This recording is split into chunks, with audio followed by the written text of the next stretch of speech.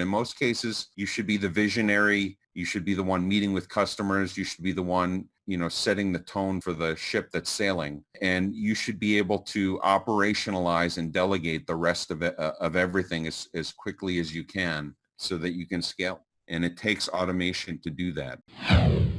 Welcome to the My Future Business Show, where we get you in front of your best audience and keep you there. Not only are we interviewing the biggest names in business to help you become even more successful, we're inviting you to book your spot on the show to help you grow your business.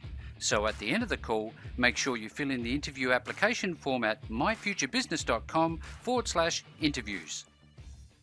Hi and welcome to the My Future Business Show. It's Rick Nuske, and thank you so very much for joining us on the show today. In fact, on today's episode of the show, I have the pleasure of spending time with author, speaker, coach, and professor of entrepreneurship and the managing partner at Midcourse Advisors, Mr. Andy Goldstrom. Welcome to the show, Andy.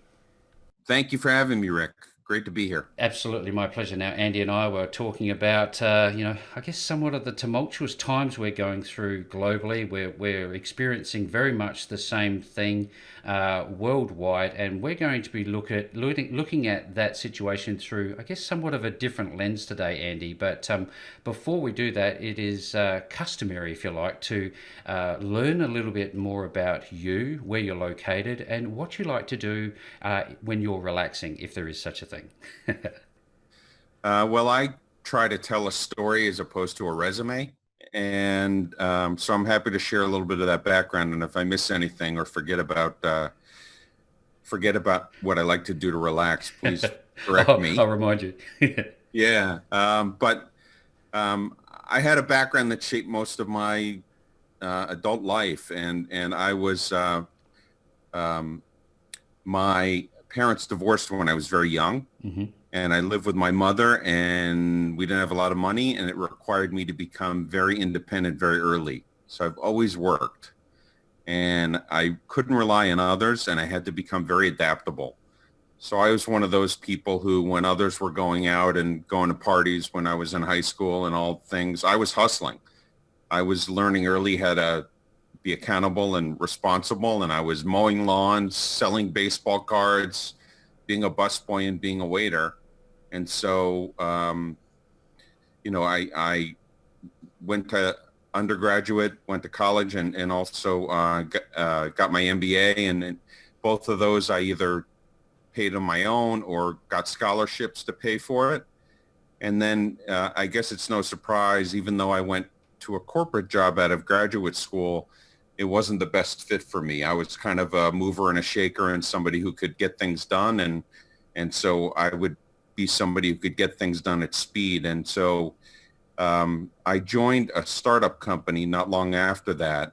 And literally it was the best experience of my life at a young age. And being a partner and a founder of the company, it grew to Inc. 500 status in a short period of time because we had a good market fit and good execution and good sales. And we sold the company. And then I became the president of another company that I took over for the founder that became an Inc. 500 company. Mm-hmm. And we sold that one as well. And then I opened my own shop. So I've had a company called Midcourse Advisors, where I just realized that I learned a lot about what not to do, not just what to do. Yeah. in growing those two Inc. 500 companies. And so I help coach businesses now. And the reason it's so important is when in my first Inc. 500 company, which was about 20 years ago already. Time flies when we're having fun, doesn't it? Yeah, no, time flies. If you were going to start a technology company, the cost of technology would have been about $1 million US. And that is, between the cost of the hardware, the cost of the software, the cost of the support. But with Moore's law, the cost of technology and the speed of technology just increases so rapidly. It doubles every 2 years. Mm-hmm. Now the ability to roll something out is a tenth of that. And so a lot more people have entered the marketplace online, with online opportunities and you can use Stripe and use Amazon and use all these different things, but that doesn't mean they know how to run a business. That just means the barriers to entry are lower. And so I've been in business to help people avoid some of the mistakes that I've made, just because I've been there and figured that out and put together processes and things that really work. From an enjoyment standpoint, I like to compete against myself and against others. Yeah. And one of the things I do, just as an aside, is I do some stand-up comedy, believe it or not. Fantastic. Yeah, so it forces me to have to write really precisely. Not like I haven't done thousands of proposals, but it every word counts and the delivery counts. And so the whole process is really interesting. And then getting up in front of a couple hundred people gets me out of my comfort zone. And it also, reminds me that, there's a lot of serious stuff going on in the world, especially right now. But if but you can't take life too seriously every moment, or you won't be able to move forward. This is wonderful. Thank you so very much, Andy, for sharing what you were sharing with the My Future Business audience. Now, you talked about starting off very early in your entrepreneurial journey, and that's really telling for me because it sets the scene, I think, for what you become as an individual in business. Was this a good time for you in terms of developing your self-awareness and your, I guess, your emotional intelligence?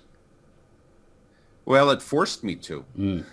Yeah. So I teach one class of entrepreneurship at a major university here in Atlanta, and what I try and do is help the kids understand that what it takes to be successful as an entrepreneur and to be self-aware. And part of what self-awareness is understanding where your strengths are, and a lot of that is shaped by your education, your interests, your passions, what your parents have done that have influenced you, and what problems you can identify that you can solve. When you're starting a new company, a lot of people, think of great ideas, but they're not necessarily solving a problem or have a passion around them. I had a client who wanted to change careers and wanted to become a dentist. And I said, why do you want to become a dentist? And he said, because being a dentist is a good profession. And I said, that's not really a good reason to become a dentist. And what I shared with him was, I had another client who became a dentist, and the reason she became a dentist was because she had crooked teeth when she was a kid and they couldn't afford braces. So she was passionate about making sure everybody wasn't in the same position that she was. That's the reason to start a business, assuming you can find the appropriate demand and all the rest. And so you learn how to be self-aware, and I learned based upon my circumstances how to be self-aware, and I had to learn some skills and be able to apply them early on in terms of, I'm not a born salesman. So I'm more of an operator and get your fingernails dirty kind of guy. And I had to learn how to sell, and I'll never be I'm a bald, average looking guy. I've never, I'm not a salesman who's going to win by impressing, at the doorstep. And I'm never the most articulate guy, but what I do is I work hard, I work smart, I earn trust. I try and help people in that way. Well, to be a Inc. 500 times 2 executive doesn't happen by accident. And for everybody who's on the show today, prick the ears up and listen in, because we're just about to take a deep dive into Andy's Grow Like a Pro book. We've already started that journey, which I thank you so very much for. Now, on today's show, I really want to focus on helping entrepreneurs and business owners, Andy, work through these turbulent times. We're going through some rough times globally, and I wonder, is it a good time to start a business? Are there opportunities abound? What is your take on, I guess, the world in terms of business at the moment? There's always a good time to start a business, as long as you do it right and as long as there's change going on. So if everything's just status quo, and you have nothing to disrupt or to add value to, then it's hard. But there's so much change going on. It's just a matter of how you adapt to it. And so, there are companies that are, making masks instead of socks. There are companies that are, doing takeout instead of sit-down restaurants. There are companies that are, doing all kinds of things. Companies like Uber came out, in the financial meltdown just by, by innovating. And so, the problem is that people get scared, either to start a business or to grow a bit or to invest in a business now because of the uncertainty. And that's certainly understandable. You're trying to manage your risk. But the analogy that I like to use often is, I have 2 young adult daughters, and I taught them both how to drive. And when I did, they clutched the wheel really hard, were really tense, and were just looking out past the hood of the car, not any further, not an inch further. Mm-hmm. And so I acknowledged their situation and said, I was in your shoes too, and I understand what you're feeling. You're inexperienced, you've never done this before, it's scary, but you really have to loosen up a little bit, and you have to look down the road a little bit to anticipate what's coming ahead, because if you're just looking out over the edge of the hood, you're going to hit something pretty quickly. So business is a lot like that. You have to be able to start something today if you can find the right thing.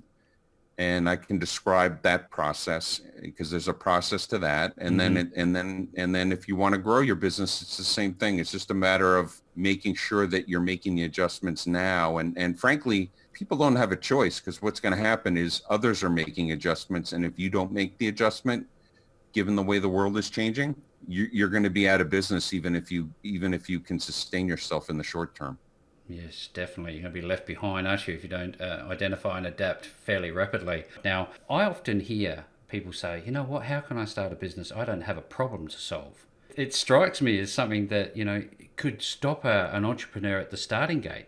What are some of the practical steps that you share with your students and those you work with to help them move past these sorts of questions? If you can't find a problem to solve in your life, you're not thinking broadly enough, or you're living in a bubble, because there's got to be something in your life that you're consuming or seeing right now that you say, what, this experience isn't that great, or I wish this could be better. And then, or see it through somebody else's experience, and then decide if that's something, that you want to help solve. And the key thing is, it could be anything. It could be the services that, the landscaping services that take care of your lawn in the area, or, any kind of service-based business where that you're encountering something where you say, the options out there just aren't that great. So, and what they call that is, you've probably heard the term, and I'm sure a lot of listeners are, it's white space. It's the area where that's underserved or could be served better, that you can find your place. A lot of people will build it and then hope people will buy it. And what you really need to do is you need to be able to validate through a couple of different mechanisms to make sure that the demand is there, rather than just investing in it. So what you do is you create something called a minimum viable product, which is, whatever the minimum thing is to be able to demonstrate it. Mm-hmm. And then what you need to do is you can go online, you can go to Google. There are many different other tools out there where you can actually do some secondary research, which is research where you're not talking to prospective customers, but you're actually doing research based upon people who are in that industry, to see if there's demand in that industry. Yeah. You want other competitors there. And then you can do primary research, which is actually talking to a number of prospective customers who actually can validate the demand, give you some feedback, and allow you to adjust as you build out what you're doing. What are some of the things we need to consider when we're doing our research? Are we talking about going onto the likes of Reddit, or, where do we go to find, this audience that we're seeking? Is it LinkedIn? Where would we go? There are different research tools. You can go to a local university. They have lots of tools. There are um, free public sources that will help you uncover um, information about population trends, different industrial development, local and regional development. Mm-hmm.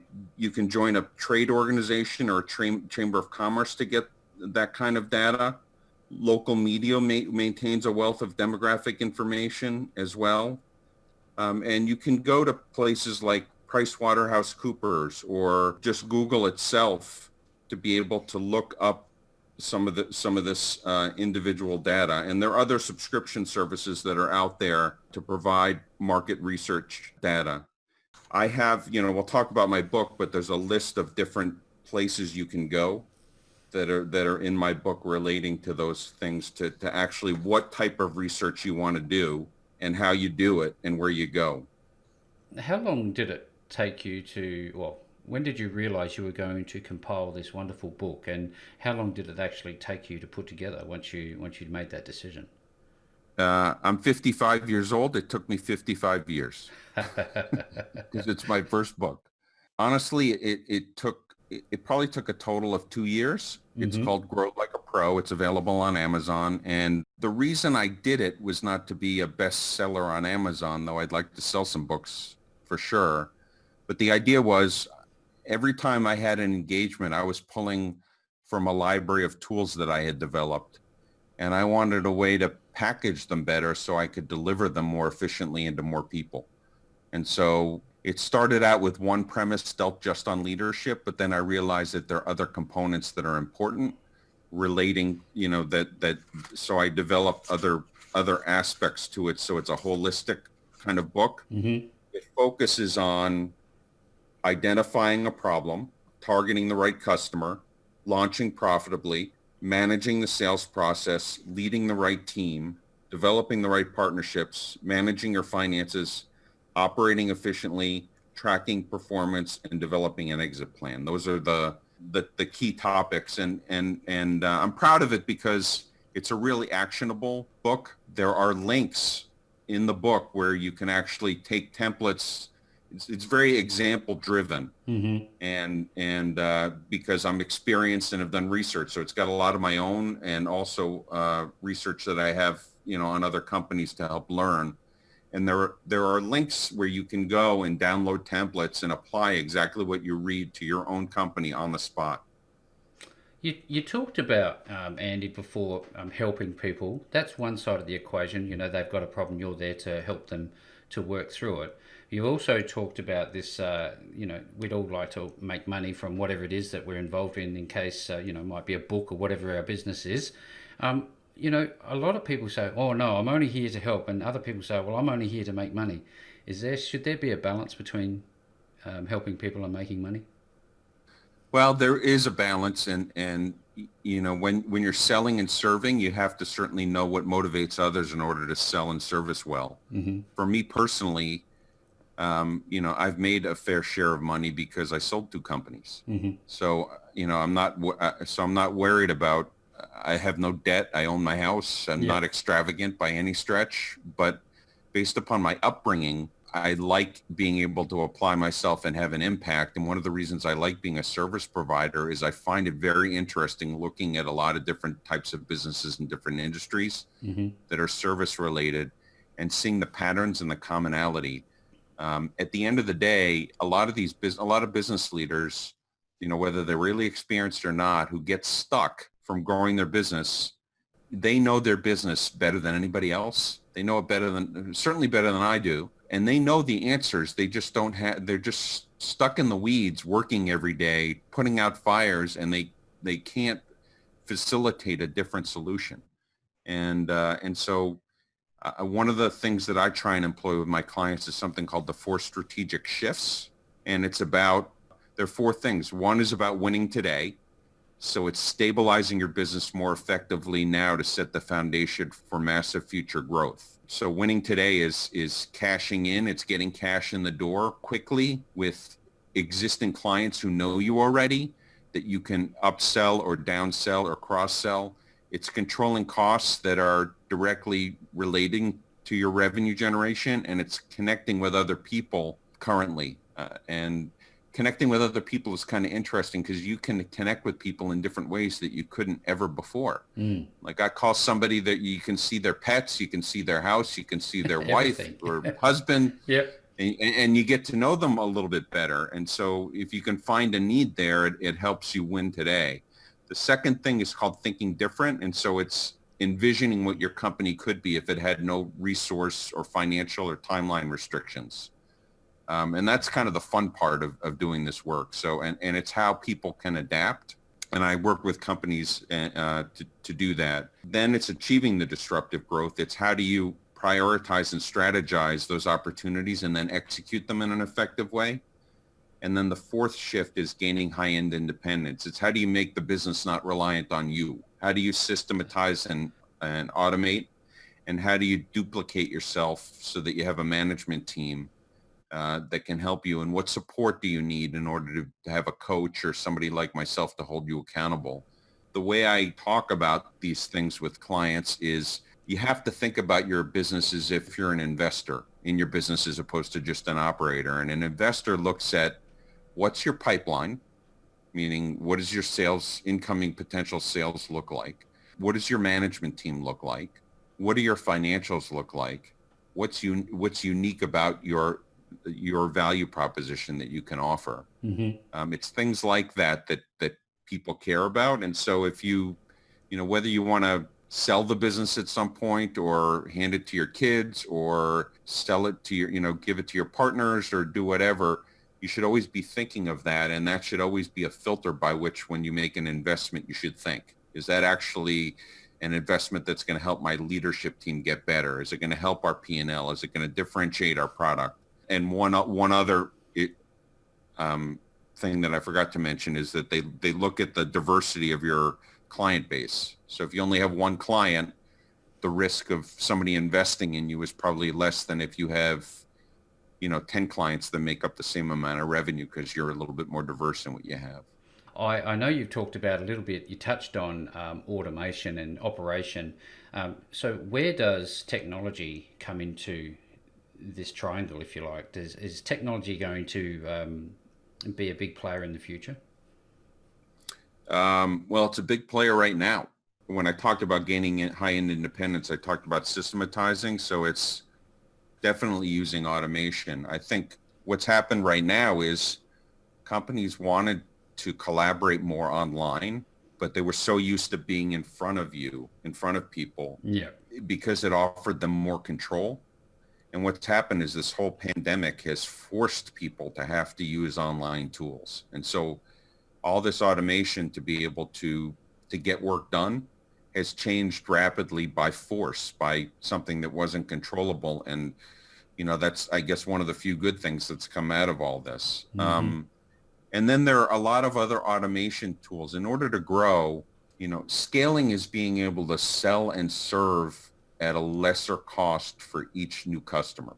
If you can look at the tasks that are repeatable, that you can delegate and automate, those are things that are truly valuable and will allow you to scale. And there's so many tools, CRM tools to be able to manage your sales pipeline and also your customer base, tools that you can collaborate more, things called Monday.com and Slack and Rike and then there are ERP tools, which are larger tools that can integrate different back office functions that really help. And the key thing is keeping moving forward. So there's having each person be committed and being part of their highest and best use. So if you're the leader and you're spending a lot of time in the weeds, then you're not providing the level of impact that you can at that time in the organization, unless it's something that really needs attention because it's urgent and critical to the business. But in most cases, you should be the visionary. You should be the one meeting with customers. You should be the one, setting the tone for the ship that's sailing. Yeah. And you should be able to operationalize and delegate the rest of everything as quickly as you can. So that you can scale. And it takes automation to do that. Now, if you're just somebody who has one, maybe two, possibly three people, you're only a small business, what Where is the, I guess, the largest payback for somebody, a business of that size? What should they be focusing on? Studies have been done that demonstrate that communication channels change Hmm. once you get from 3 people to about 8 to about 50 to about 250 to about 1,000 to about 50,000 and then beyond.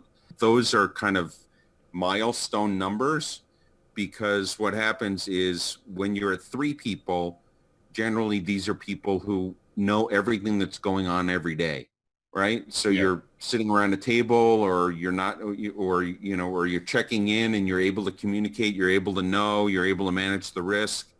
And then what happens is some owners can't get by, some founders can't get by it where they have to actually leverage people and trust people as they start growing. And what happens is you have to have certain communication protocols, you have to have certain measurement, you have to have certain reward systems. And great leaders, if somebody asked me, what is a great leader? A great leader is someone who gets others to act like owners.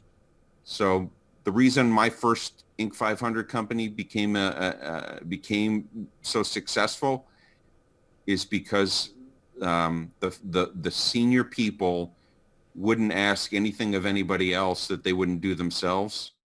That's from taking out the garbage to going and buying ink toner to sleeping on the floor in a hotel to save a couple bucks. And everybody acted, even though not everybody had the same reward because of different risks and what they brought to the table, everybody acted like an owner, and that just made a huge difference. And as you're growing, if you're able to scale your business in such a way that you can actually set vision and goals from the top, build a plan from the bottom up, leverage automation to execute as we've talked about, Yeah. measure transparently so everybody knows what their contribution contributes to the whole, reward for both what they're doing and how they're doing it, meaning if they're knocking it out of the park, but they're not a team player who's really helping achieve what the company needs to achieve, the how and the what are both important. Hmm. And then you need to support them, and then you need to leave them alone. And it's one of the things that's important is giving them the rope to do the job. And it's interesting, because nowadays people are working a lot more remotely, and that could be a long-term permanent kind of thing where people have that with the technology, people can work more remotely. I observed a situation where, someone who was the president of a company was tracking another senior person and basically treating him like an hourly person in terms of when he checked in, when he checked out, how he organized his work, as opposed to managing to the results. If you want, this is what we expect, have some agreement, make sure that the support and they have the skills and they have the, the resources and the desire to achieve it, and then let them go get it. And when they go get it, it will not have drained the resources as much, and it will empower them, and they'll be rewarded for it, and your company will scale. The other thing is those people end up being closest to the customer as your customer base grows and your company grows. So they're the ones who are going to continue to push the innovation upwards. Yeah. Because they're going to see things because you've empowered them. Just want to switch gears a little bit and talk about personal development in terms of I'm that leader of that business. How important is it for you to be, I guess, a lifelong learner in business? Incredibly important. Do you have some things that you do today? Do you still study? I read a ton. I learn from all my engagements. Mm-hmm. I follow trends, especially because they change the impact of what we're doing. And one of the reasons I teach at the university level is because I want to understand what younger people are thinking and how they're purchasing or consuming services and products and are thinking differently than I did when I first came out of school. What do you notice the difference today, though? Do you see that they are majorly different, or do you think we're pretty much as we've always been? Yeah, I think there's a lot that's been written about how millennials are impatient and will skip jobs, if they don't like something that's going on, and that they absorb information quickly and that they want to have an impact. I think at the end of the day, people just want to be treated like people. They want to have a path to grow. They want to feel like they have an impact. They want to feel like they have a voice, and they want to be rewarded properly. And I think the difference nowadays is just the amount of information to sift through at the speed of which you have to do it. Is both a blessing and a curse. And so, you have to be able to discern the right information that applies to what you're trying to achieve and just apply those principles.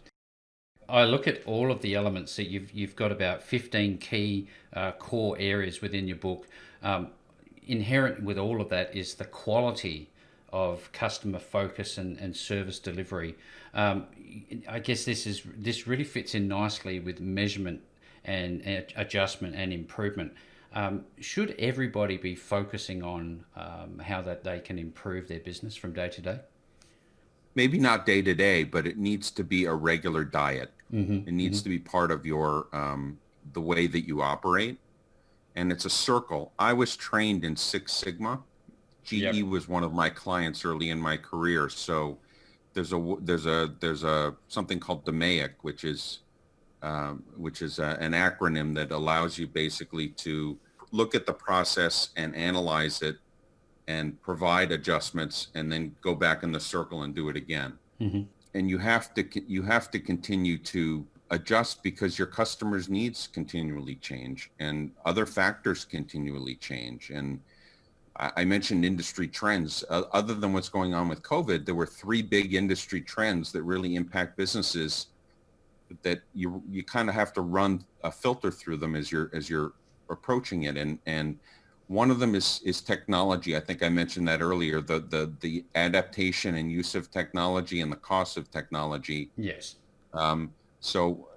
Is just so rapid, and that's eminent in just about any business, any home, anything.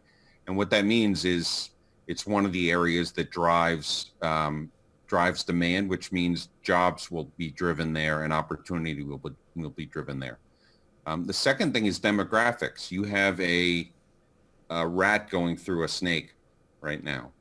And what that means is they're millennials who are in the front side of the business, who are going to be, by 2025, 40% of the business labor force. And you've got baby boomers who are retiring now. So those are 2 big pockets where people on the front end, the millennials, want more entertainment, more opportunities for things to do. There's a movement back to the city where people are living in the cities more. That may be in flux and changing based upon the COVID thing, but that was something, and be able to have an impact. So it's catering to what millennials want and how they want to consume. And then for the seniors, you need more financial planning. You need more senior living facilities. You need more healthcare. You need more knee replacements. So those are areas where there's demand and need for jobs, and that's a trend that affects different businesses as well. The one last thing I'd love to touch on before I talk about how people can find your wonderful book is people get into business, but they don't often think about getting out of business. Yeah.